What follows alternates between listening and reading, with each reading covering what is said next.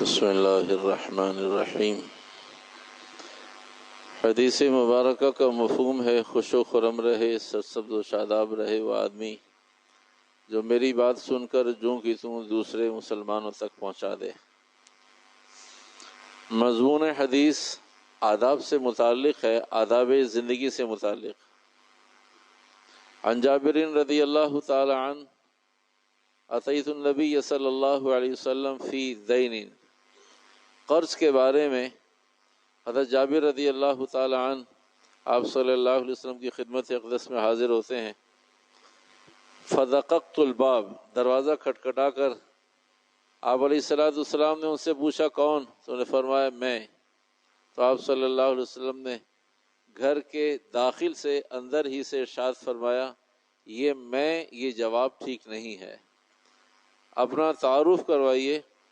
حضرت جابر یہ خیال فرما رہے تھے کہ میری آواز پہچان لیں گے، جبکہ آپ علیہ السلام نے ارشاد فرمایا من انا، یہ کیا میں ہوں، یہ کیا انداز ہے کہنے کا؟ تو محدثین نے اسے آداب زندگی سے تعبیر کیا ہے کہ زندگی کے آداب اگر آدمی کی زندگی میں نہ ہو تو زندگی کو کہیں آدمی پہنچا نہیں سکتا، پھیلا نہیں سکتا، بتا نہیں سکتا، سمجھا نہیں سکتا۔ اس لیے حدیث مبارکہ کے ذیل میں سب سے پہلے فہرست آداب کن کن چیزوں کے حدیث مبارکہ سے ثابت ہیں، پھر اس کی اہمیت اور پھر مضمون کی طرف واپس آتے ہیں۔ تو فہرست پہلے بھی عرض کی تھی کہ آداب کن کن چیزوں کے بارے میں حدیث مبارکہ کے ذیل میں موجود ہیں، کیونکہ حضرت جابر رضی اللہ تعالیٰ عنہ حضور صلی اللہ علیہ وسلم کے پاس کچھ لینے کے لیے، چاہے وہ مشورہ لینا ہو یا والد محترم کے لیے ہوئے قرض کی ادائیگی کی کوئی صورت اور شکل پوچھنی ہو، تو کچھ لینے گئے تھے۔ تو جب آدمی کچھ لینے جائے تو اس کے آداب اور ہیں، دینے جائے تو اس کے آداب اور ہیں، صرف ملنے جائے اس کے آداب اور ہیں، مشورہ دینے یا لینے جائے اس کے آداب اور ہیں، تعزیت کرنے جائے اس کے آداب اور ہیں، کسی آدمی کی عیادت کرنے جائے اس کے آداب اور ہیں۔ تو یہ فہرست ہے آداب زندگی کی۔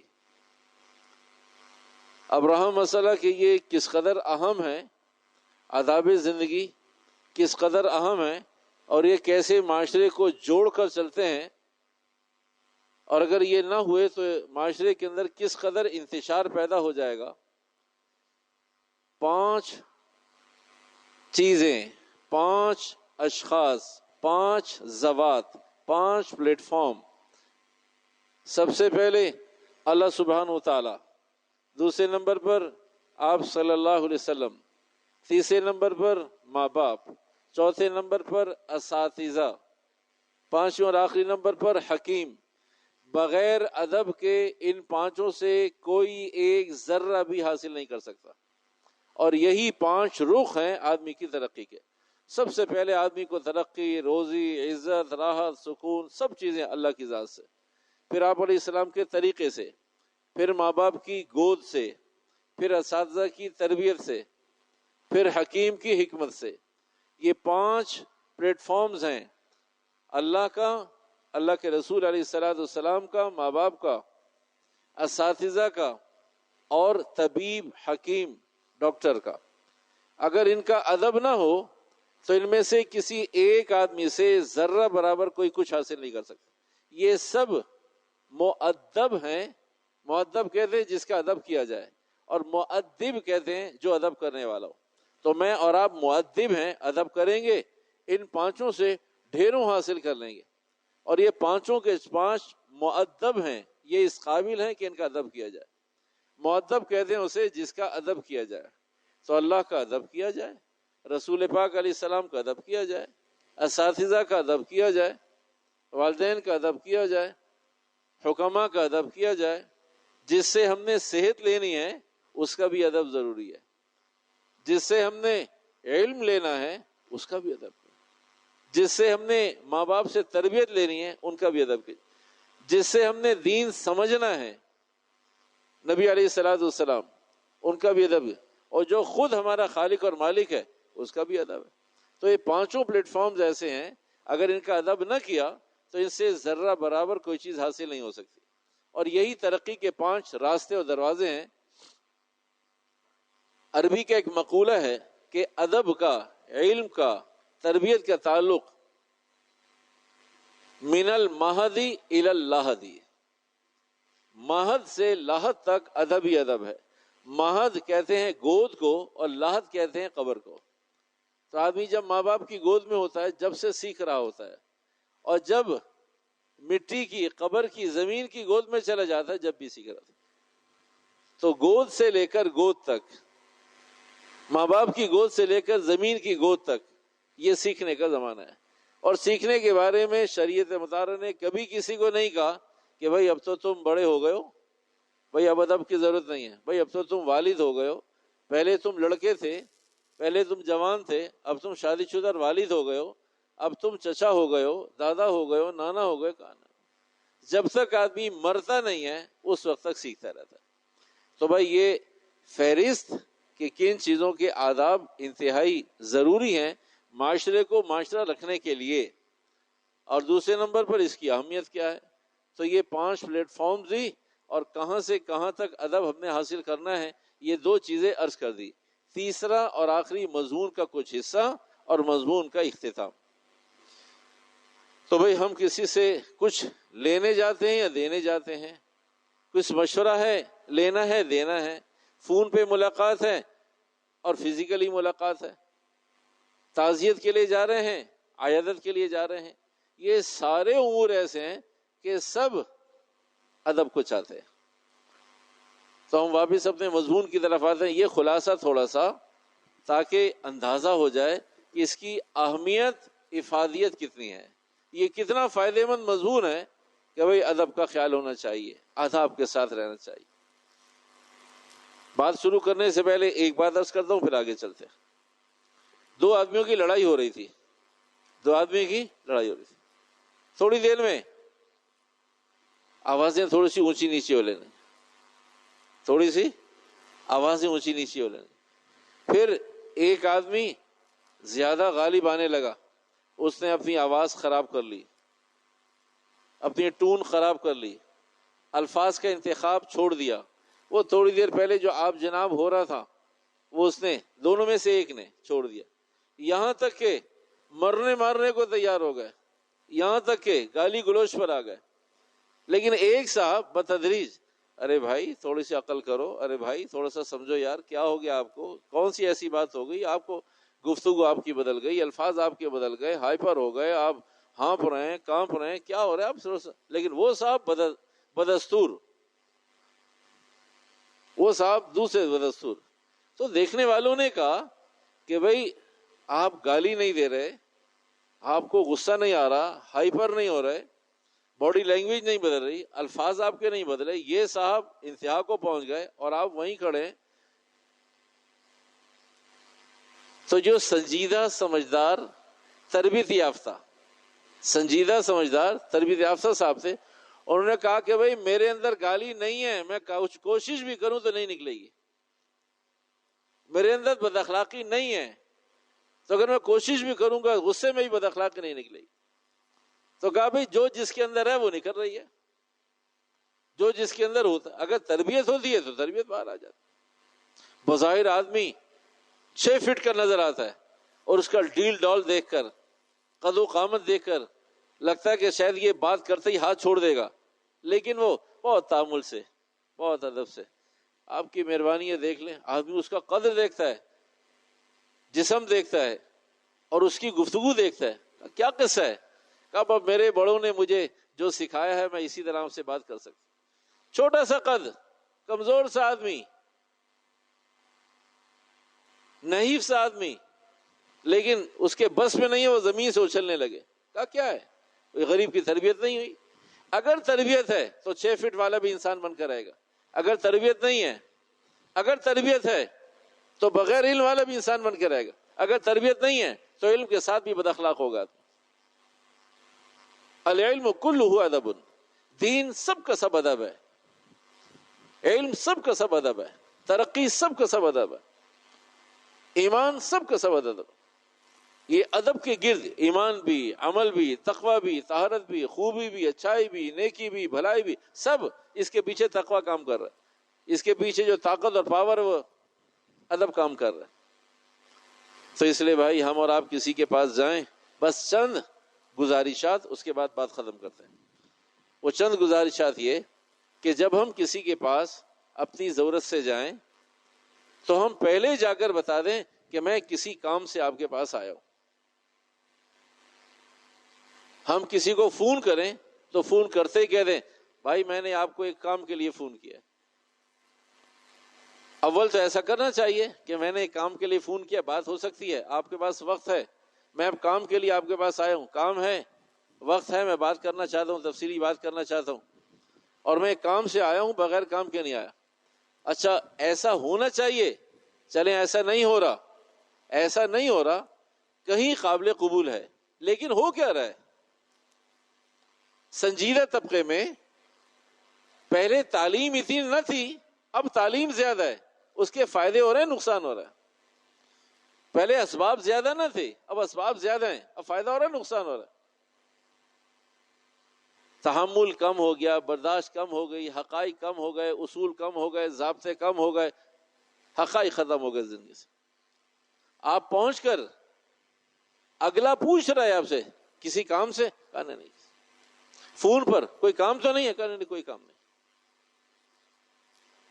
پھر سنیے، ہمارے کہیں جانے پر ہم سے کسی نے پوچھا آپ خیریت سے آئے ہیں؟ الحمدللہ۔ کوئی کام تو نہیں ہے؟ کہا نہیں کوئی کام نہیں۔ فون ہلو خیریت ہے؟ کہا کوئی کام تو نہیں؟ کہا کوئی کام نہیں ہے۔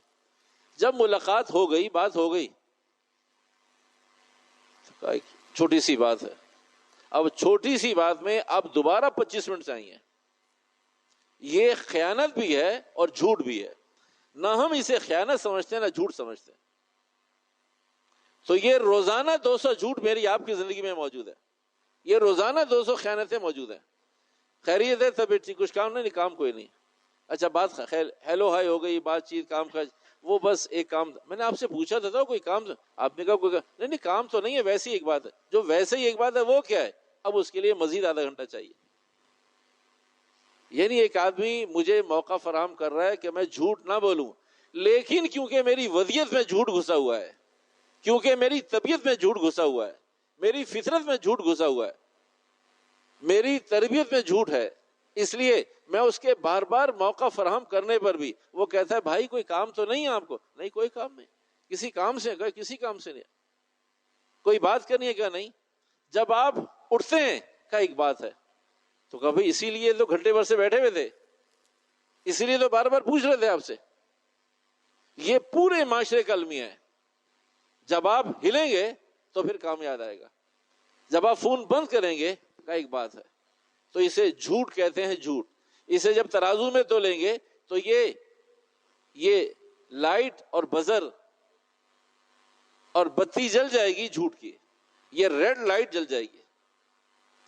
جاتے ہی بتائیے کہ ایک کام سے آیا ہوں، وقت ہوگا تو بات ہو جائے گی، اور اگر ہمیں کوئی وقت دے گا ٹھیک ہے، نہیں وقت دے گا ٹھیک ہے، بھائی میں کام سے آیا ہوں۔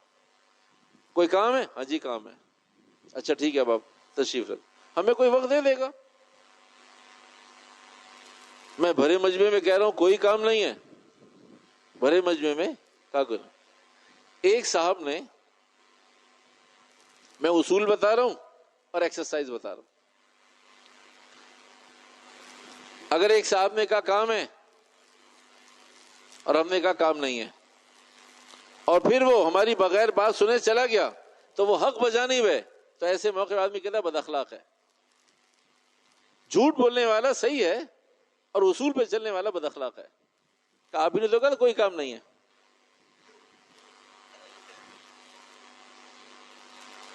میں کسی سے مہلت لینے گیا، میں نے کسی سے قرض لیا، اب وہ میں 6 مہینے میں ادائیگی نہیں کر سکا، اب میں اس کے پاس مہلت لینے گیا کہ آپ 1 مہینہ کا ٹائم اور دے دیں مجھے، آپ کی مہربانی ہے۔ تو میں ساتھ کچھ ہدیہ بھی لے گیا،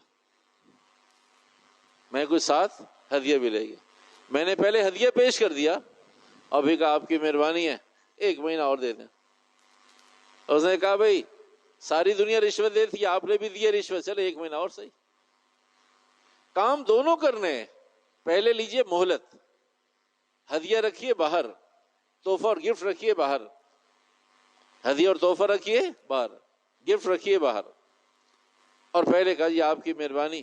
وہ کہتا خبردار مہلت نہیں ہے، 1 مہینہ پورا ہو رہا ہے. تو آپ ہم کیا کریں گے پھر؟ ہم یہ کریں گے آپ مہلت نہ دیجئے، میں انشاءاللہ کوشش کرتا ہوں. یہ آپ کے لیے ہدیہ لے کر آیا تھا. کہا یہ کس لیے؟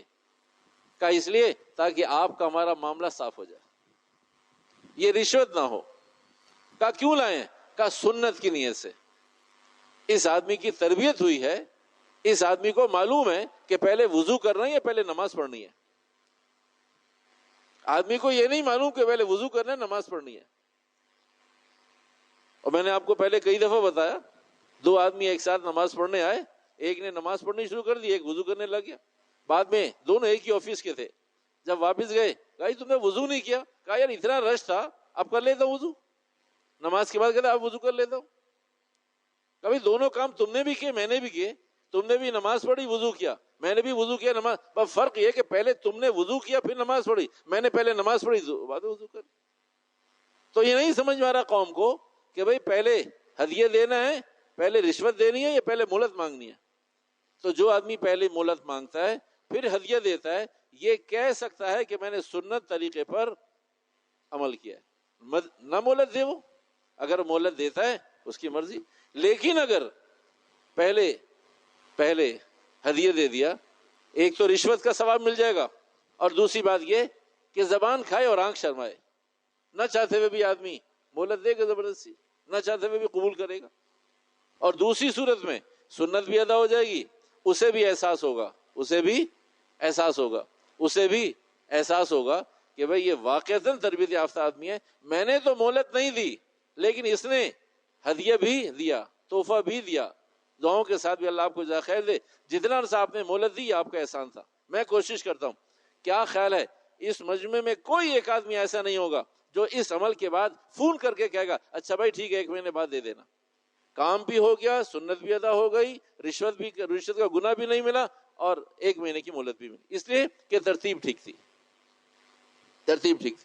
ایک آپ کو ایک بات بتاتا ہوں، میں تنقید نہیں کر رہا، واقعہ اس لیے بتا رہا ہوں، تنقید نہیں کر رہا. اور کوئی اسے دلیل نہ بنائے. میں بہت ادب کے ساتھ عرض کر رہا ہوں کہ میں نیوٹرل آدمی ہوں، کوئی اسے دلیل نہ بنائے. تربیت کے لیے عرض کر رہا ہوں، اپنی تربیت کے لیے. ایک مسجد میں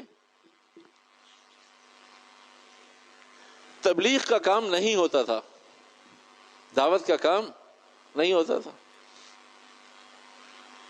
تو ایک جماعت آئی، اس جماعت نے امیر صاحب سے ملاقات کی، امام صاحب سے ملاقات کی. بتایا کہ جی ہم جماعت آئی ہے اور ہم یہاں 3 دن رہیں گے اور ہم دور سے آئے ہیں، اتنے لوگ ہیں، ساری تفصیل بتائی. امام صاحب اجازت نہیں دیتے تھے جماعت کو مسجد میں رہنے کی. امام صاحب کا اختلاف ہوگا کوئی، ولا کسی کا اختلاف نہیں ہونا چاہیے. یہ دعوت کا کام ہے، اللہ رسول کا کام ہے. آنے والے بیچارے اپنے کھانے بستر کے ساتھ، اپنے کاموں کے ساتھ اور اللہ کے دین کے لیے آتے ہیں. وہ بیچارے ہم سے لاکھ درجے اچھے ہیں کہ وہ اپنے پیسے خرچ کرتے ہیں، ہمیں آپ کو آ کے دین سکھاتے ہیں، ہمیں پھر بھی تسلی نہیں ہو رہی. تو لیکن انہوں امام صاحب کو ہوگا اختلاف، کوئی وہ جانے، ان کا اللہ جانے کیوں تھا اختلاف انہیں. تو امام صاحب نے کہا پوری بات سننے کے بعد کہ بھئی یہ کیا ہے؟ کہا جی یہ آپ کو ہدیہ ہے. کہا کیا ہے اس تھیلوں؟ کہا جی تھوڑا سا فروٹ ہے، تھوڑی سی خوشبو ہے، مسواک ہے، یہ آپ کو ہدیہ ہے، تحفہ ہے. تو امام صاحب نے کہا بھئی ہدیہ تحفہ دینا ہو دے دیں، نہیں دینا ہو نہ آپ ہی کے لیے تو لائیں، نہ دینے کا کیا سوال ہے، آپ ہی کے لیے لے کر آئے. کہا کس لیے لے کر؟ کہا سنت کی نیت سے لے کر آئے. کس نیت سے؟ سنت کی نیت سے. امام صاحب نے کہا آپ کی بات پوری ہو گئی؟ کہا پوری ہو گئی. کہا لیکن آپ کو مسجد میں رہنے کی اجازت نہیں دوں گا، آپ کو مسجد میں رہنے کی اجازت نہیں دوں گا. انہوں نے کہا ہدیہ واپس کر دیجئے.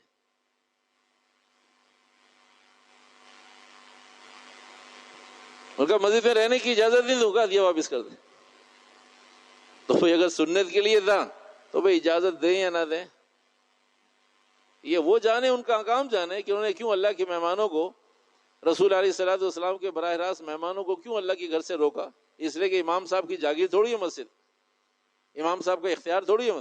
بھائی مسجد جیسے عام آدمی ہے ویسے امام ہے، جیسے عام لوگ نماز پڑھنے آتے امام بھی نماز پڑھنے آتا ہے، بلکہ عام لوگ تو بیچارے اللہ کے لیے پڑھنے آتے ہیں، عام لوگ تو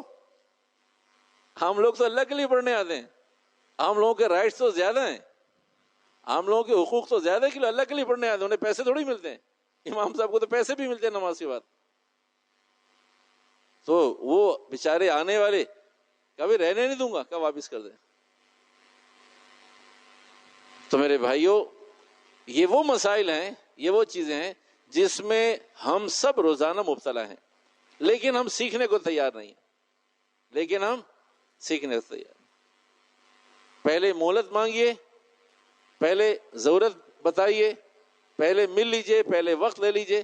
یہ وہ آداب زندگی ہیں جنہیں ہم نے نہ سیکھا ہے نہ سیکھنا چاہتے ہیں، اور جب کبھی آخری بات، جب کبھی کہیں مسئلہ پھنس جائے تو ہم اپنے آپ کو تسلی دے دیں کہ میرا بہت اچھا تعلق ہے۔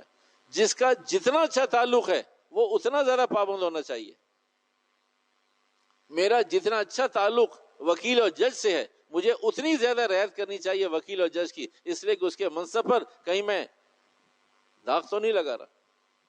میرا ڈاکٹر سے جتنا اچھا تعلق ہے مجھے اس کے وقت کا خیال ہونا چاہیے۔ یہ اچھے تعلق کی علامت ہے کہ 12 جب جی چاہے ڈاکٹر صاحب کی بیل بجا دی، اس لیے کہ ڈاکٹر صاحب تو فرشتے ہیں، نہ وہ سوتے ہیں، نہ ان کی کوئی پریشانی ہے، نہ ان کی زندگی ہے، نہ ان کی پریکٹیکل لائف ہے، نہ کوئی پرسنل لائف ہے، کچھ نہیں ہے، اسی کو ڈاکٹر ہے۔ تو میرے بھائیوں، آداب زندگی، ایک بات ضمناً یاد آ گئی، بس یہ بات عرض کر کے بات ختم کرتا ہوں۔ سوال یہ ہے ہمیں کب احساس ہوگا، یہ سوالیہ نشان ہے، باقی مضمون بعد میں بھی آخری بات پہ بات ختم کرتے ہیں۔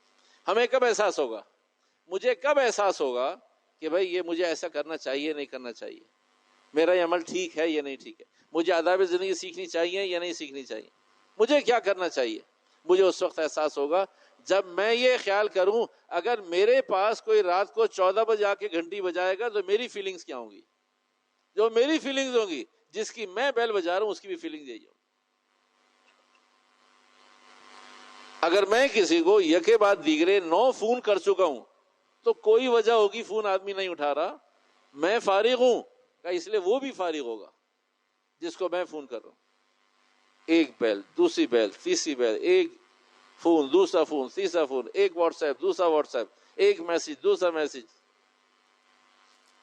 جب میں خیال کروں کہ میرے ساتھ معاملہ لوگوں کا کیا ہونا چاہیے، جو میں اپنے لیے پسند کروں، اللہ کے نبی علیہ السلام نے فرمایا کمال ایمان یہ ہے، کمال ایمان یہ ہے جو اپنے لیے پسند کرو وہ دوسروں کے لیے پسند کرو۔ جب میں اور آپ اس پر آ جائیں، اس پوری کائنات میں آج 2022 کی بات کر رہا ہوں، اس پوری کائنات میں 2022 کی بات کر رہا ہوں، ایک آدمی پوری قوم مل کر نہیں ڈھونڈ سکتی جو اپنے لیے پسند کرے وہ دوسرے کے لیے پسند کرے، ایک آدمی نہیں ملے گا اس کائنات میں۔ یہ صحابہ کے دور کے کچھ لوگ تھے، وہ اپنی قبروں میں جنت میں چلے گئے۔ آج کے دور میں کوئی ایسا نہیں ملے گا کہ جو اپنے بچے کے لیے وہ دوسرے کے بچے، جو اپنے پڑوسی کے لیے وہ دوسرے، جو اپنے رشتے دار کے لیے وہ دوسرے کے لیے۔ کمال ایمان کا تو جب میں اپنے لیے پسند کروں وہ اپنے مسلمان بھائیوں کے لیے پسند کروں، معاملہ انشاءاللہ الرحمن قابو میں آ جائے گا، ہم سب صحیح رخ پر آ جائیں گے۔ اللہ پاک عمل کی توفیق عطا فرمائے۔ بھائی ہمارے یہاں اہتمام کے ساتھ پہلے بھی کئی دفعہ بدھ کو عرض کرتے ہیں، جمعرات کے روز گشت ہوتا ہے دعوت کے کام سے متعلق، ظہر سے پہلے گشت ہوتا ہے، ظہر کے بعد تھوڑی سی بات ہوتی ہے۔ بھائی یہ ایک ایسی بڑی نعمت ہے، ایسی بڑی نعمت ہے کہ آنکھیں جب تک کھلی ہیں اس قدر کا احساس نہیں ہو، اس کی قدر نہیں آئے گی۔ جب آنکھیں بند ہو جائیں گی پھر افسوس تعصف کا موقع نہیں ہوگا۔ تو اس لیے بھائی جس آدمی کے پاس جتنا وقت ہو، ظہر سے پہلے کا وقت ہے، ظہر کے بعد کا وقت ہے، یہ دعوت کی محنت عند اللہ مقبول ہے، اللہ نے اسے قبول کر لیا، ہمارے کرنے سے کچھ نہیں ہوتا، اللہ نے مقبول بنا دیا اسے، ہم عمل میں جڑ جائیں گے، ہم بھی اللہ کے مقبول ہو جائیں گے۔ اللہ پاک عمل کی توفیق عطا فرمائے۔ الحمدللہ رب العالمین والعاقبۃ للمتقین والصلاة والسلام علی سید الانبیاء والمرسلین۔ ربنا آتنا فی الدنیا حسنہ وفی الآخرۃ حسنہ وقنا عذاب النار۔ ربنا ظلمنا انفسنا وان لم تغفر لنا وترحمنا لنكونن من الخاسرین۔ اللهم صل علی محمد النبی الأمی وعلى آلہ وصحبہ اجمعین برحمتک۔